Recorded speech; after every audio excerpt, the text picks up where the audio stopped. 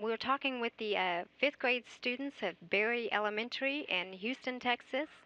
Hi, kids. Welcome to the International Space Station Flight Control Room. I understand you guys have a lot of questions about flying in space, and it's a good thing because today we have astronaut Mike Foreman here with us. He has flown twice in space aboard the space shuttle on STS 123 and 129. Welcome, and thank you for joining us. Great to be here, Miko. Hello, my name is Eric. My question is, what's the most dangerous job in NASA and why do you do it? Eric, I'm not sure what the most dangerous job at NASA is. Some people might say that astronauts have a dangerous job, and I think, NASA does a really good job of making sure that our jobs are safe as possible.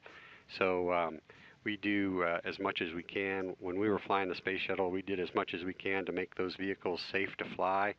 And we did a great job, I think, at that. We have some really smart people here at NASA that take really good care of the astronauts. So there's probably some more dangerous jobs at NASA than astronauts. Thank you. Hello, my name is Christian. My question is, how does a spacesuit work? How do the spaces work?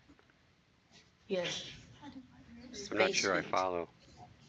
Oh, space suits? Yes. Okay, that's a good question, Christian. Okay, we have a couple of different kinds of spacesuits that we wear. When we launch, whether it be on the space shuttle or the Soyuz capsule launching from Russia to the space station, our astronauts wear a suit that protects them in case we lose the pressure inside the space capsule or space shuttle. So those suits are to protect us while we launch and when we come back. Now, if we go outside the space station and the space shuttle on a spacewalk, then we wear a completely different suit. And that's what we call an EMU, which stands for Extravehicular Mobility Unit. Big long word for a spacesuit. But that suit is like a one-person spaceship because you get in that suit and you go outside the spaceship that you came up in, and it gives you oxygen and it keeps you cool and it protects you from the environment outside the spaceship. So that's how that's the little bit about the spacesuits that we wear. Thank you.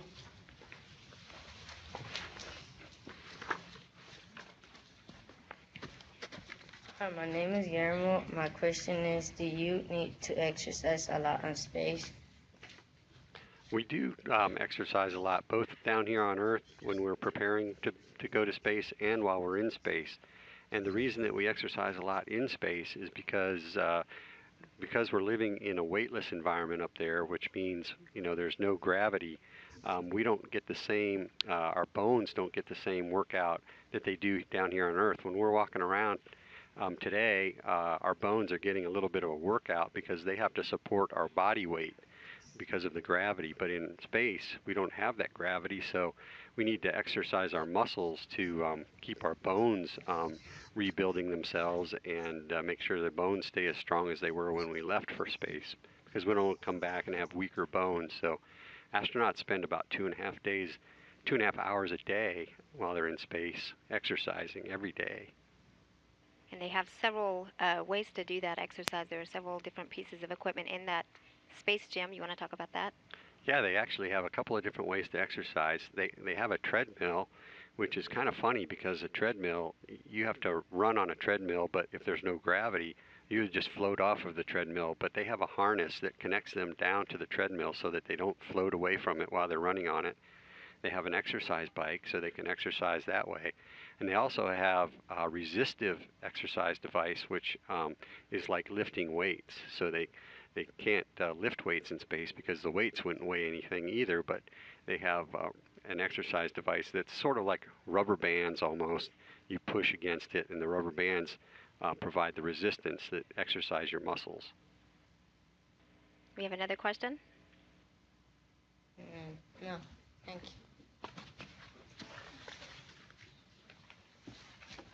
Hello, my name is Guadalupe, and my question is, how do you control the spaceship with all the buttons to go at the right distance to the right place?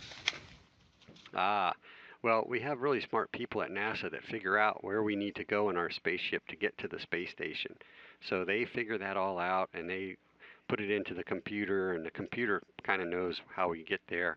And when we get close enough, when we can see the space station, then we can take over and fly the spaceship in to a docking. And a lot of those smart people are here in this room right now. This is, again, the International Space Station Flight Control Room, where the team is monitoring the systems aboard the space station on a daily basis, 24/7. Next question.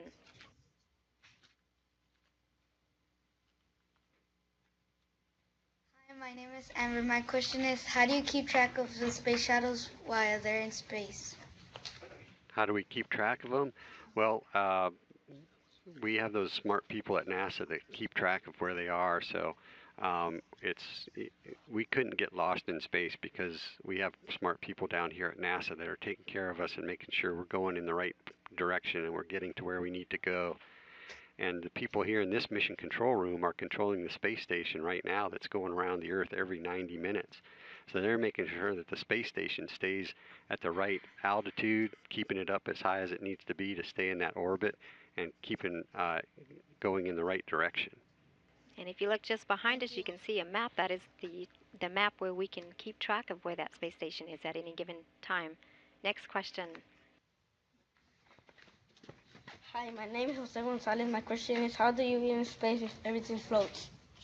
How do we eat in space? Well, you have to be careful. We have really good food that they send along with us to space, so it's a good thing when we get to eat. We open the packages very carefully so that we don't shake the food and it float out. So, but mostly it stays in the package pretty well if you don't shake it around, and then you can use a fork or a spoon to reach in and get a bite at a time and eat it that way.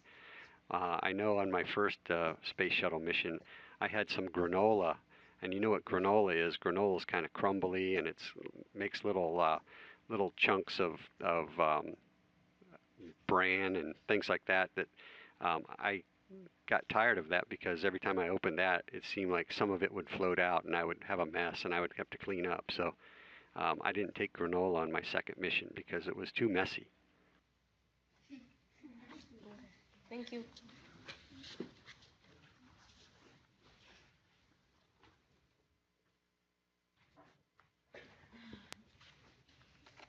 Hi, my name is Zorn, and my question is, how do you keep your food and supplies from going bad without a refrigerator or cooking it?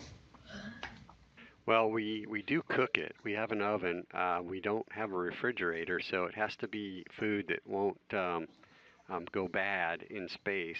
Some of it is dehydrated, so the dehydrated food we keep dry in the package until we are ready to eat it, and then we would add water. And if we needed to heat it up, say it was oatmeal, you add water to make it oatmeal, and then you heat it up so that it's warm, like you're used to eating oatmeal, and then we would eat it.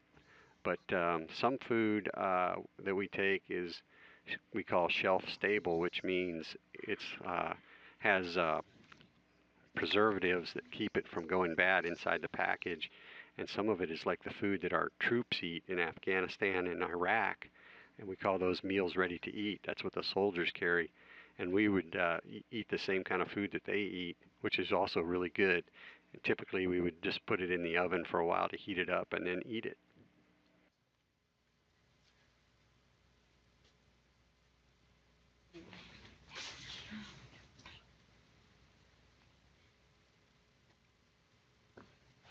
Hello, my name is Rebecca, and my question is, how do you feel after a long trip in space when you return to Earth?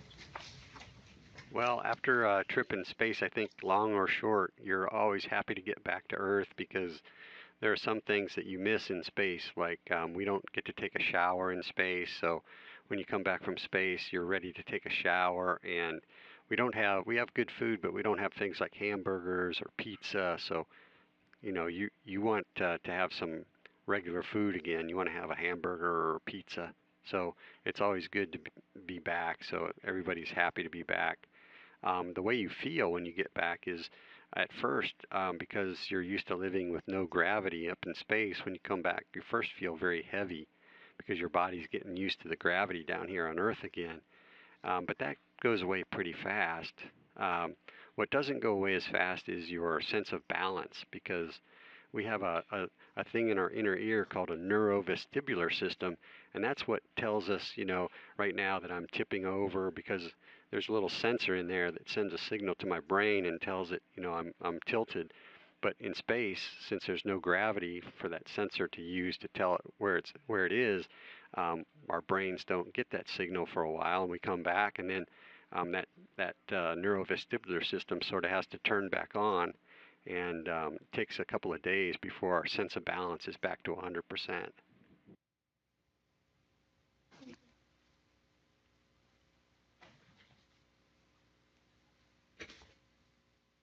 Hello, my name is Ariella. My question is, how can you repair equipment in space? Well, we train quite a bit here at NASA to be able to repair equipment in space, and we know things are going to break, and so we take spare parts up to the space station to have them ready in case something breaks. And then when something does break, our astronauts can get a little refresher course from the ground people here in Mission Control. Will tell them how to repair what's broken, and then they can fix things. And we did a lot of that in my missions to the space shuttle. On the space shuttle to the space station, we went outside and repaired the space station and actually helped to build the space station at that point. Thank you.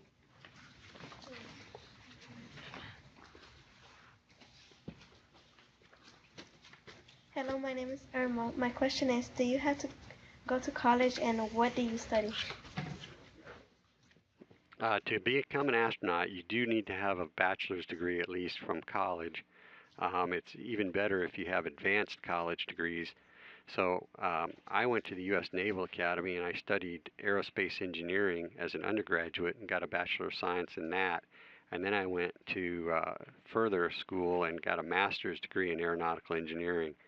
And I'm also a test pilot from the Navy. So I've been to a lot of college, and most astronauts you'll find have a lot of college in their background. This takes a lot of training, and so many people want to be astronauts that it's very competitive to become an astronaut. So people with more education, more training, usually have a little bit of a leg up on the people that don't.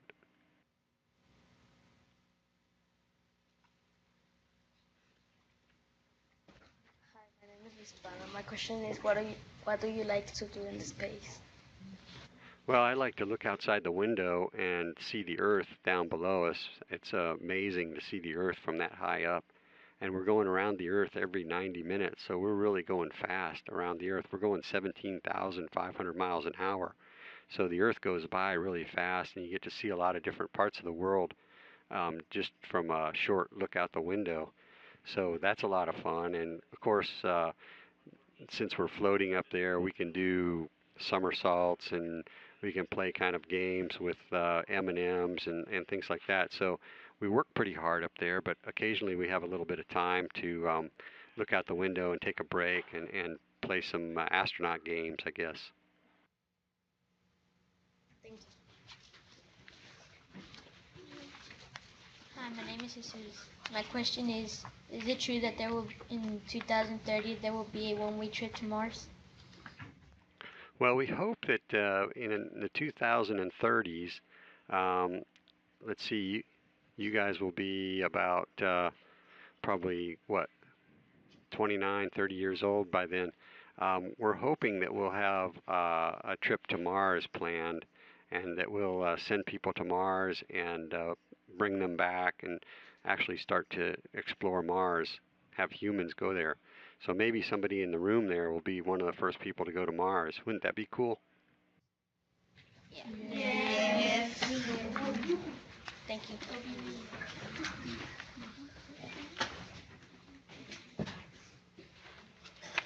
Hello, my name is Luis Trejo. My question is, how many space shuttles does NASA have and how many people can it fit? I heard the first part is how many space shuttles does NASA have? What was the second part? How many people can fit inside one? How many people can fit inside one? Well, right now NASA has 3 space shuttles that actually went to space, and then we have a 4th space shuttle, Enterprise, that we used to practice landings when we first designed the space shuttle. they weren't sure exactly how it was going to come back and land on Earth. So they built Enterprise, and that's what they did the practice landings in way back when. So right now, yesterday, they delivered the Space Shuttle Discovery to the Smithsonian Institution in Washington, D.C. So if you take a field trip or a vacation to Washington, D.C., you can actually go to the Smithsonian Museum and see the Space Shuttle Discovery. The Space Shuttle Enterprise, which was at the Smithsonian, is on its way to New York. So if you ever take a trip to New York, you'll be able to see Enterprise up in New York City. And eventually, the Space Shuttle Endeavour, which is the first one that I flew on, will be transferred out to Los Angeles, California, to a museum out there. So if your travels take you to Los Angeles, eventually you'll be able to see Endeavour, which would be pretty cool for me because since I flew in space on that space shuttle, I'd like to see it again. And then finally, the fourth one, Atlantis. Atlantis was the space shuttle I flew my second mission on, and that space shuttle is going to stay down in Florida at the Kennedy Space Center. So if you ever go to Florida to visit the Kennedy Space Center, you'll be able to see Atlantis down there. So since we're not flying these space shuttles anymore, it's great that we're putting them in museums around the country, so a lot of people will be able to see them and appreciate what a space shuttle looks like up close. Okay, thank you.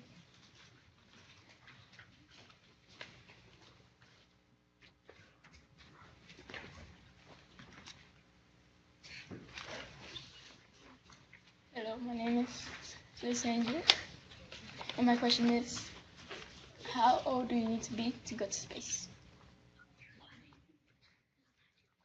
How old do you need to be?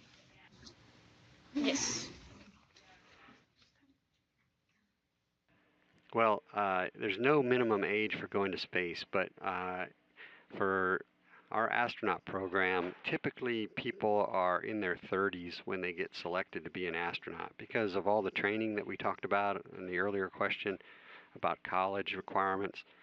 Usually people that become astronauts are in their 30s already, and then they come to NASA and they might train for 2 to 5 years before they go to space. So typically astronauts that go to space are in their mid to late 30s for the first time. So you guys have a little bit of time to get all of your school done and go to college and get some experience before you get to go to Mars.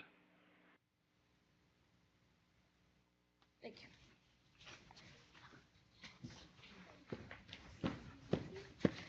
Hello, my name is Crystal. My question is, why are kids not able to travel to the moon? Why are kids not able to travel to the moon, Crystal? Yeah. Well, traveling in space is still dangerous. Maybe sometime in the future it'll be so safe and it'll be so routine that it'll be like getting on an airliner and flying from here to California. But right now it's still considered fairly dangerous. So we wouldn't be very good parents if we let our kids fly on a space shuttle to the moon or a spaceship to the moon or to anywhere in space. So that's the reason, primary reason. And since we can only launch a certain number of people into space, we try to get people that know how to work all the experiments and have a lot of training first. So it'll be a while before we probably start sending kids to space. And I've got another answer for that, and it is because kids need to stay in school. And if you stay in school, that'll take you to the moon. Next question.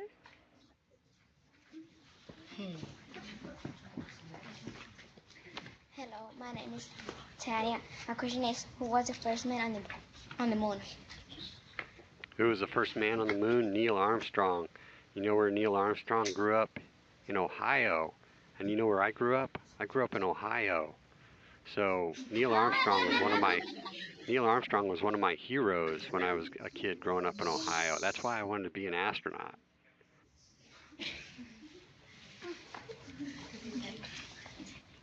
Thank you. Hello, my name is. I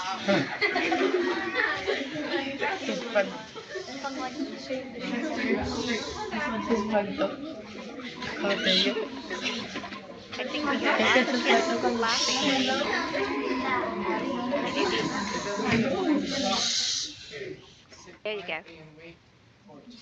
Hi, this is Patricia at in the Digital Learning Network. Can you guys hear me? Yeah, we can hear you. Okay. All right, looks like we lost the audio. We lost the picture from Mission Control. So, all right, so it appears as though they may have to cut out a little early. Hold on just a second, and I'm going to see what happened, okay?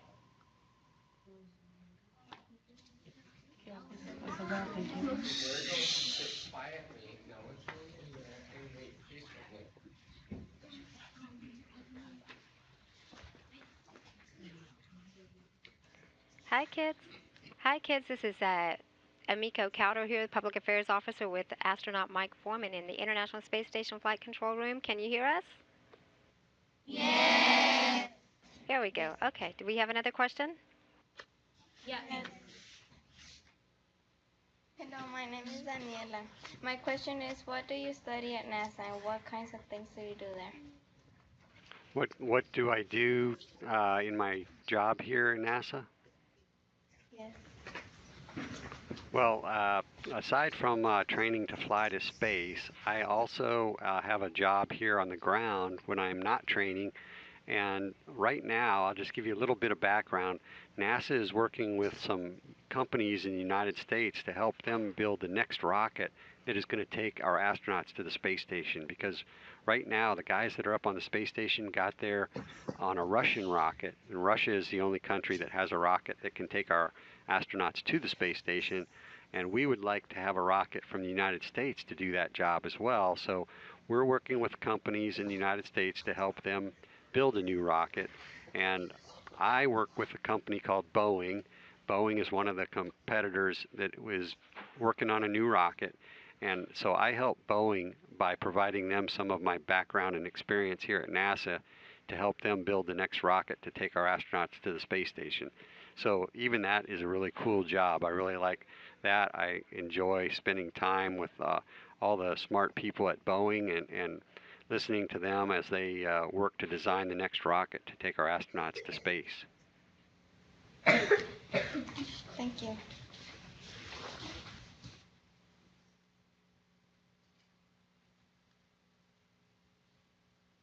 right, that is all of our planned questions. I know one other student did have a question that he would like to ask. Is that okay? Sure.